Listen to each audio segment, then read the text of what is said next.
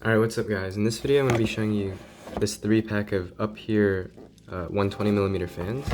So these are on Amazon for only $18, and I think these are the only sub $20 fans that I know of, like 3-pack of fans that doesn't have a really trash RGB effect.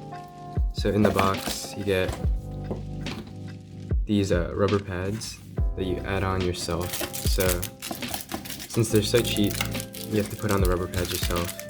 They give you all the screws, actually an extra pack, there's only 3 fans in here, and then the fans themselves. So these fans actually don't look too bad once you get these rubber things on. So they're like matte plastic with some shiny plastic on the outside edge. Really basic design, which at $18 for 3 fans, you can't really complain. So let's move this to the side. Here's the fan. On the end they have a Molex connection and a 3-pin fan connection. So no PWM support on these. So actually I'm gonna hook it up right now to my test bench. I have a Molex connection here.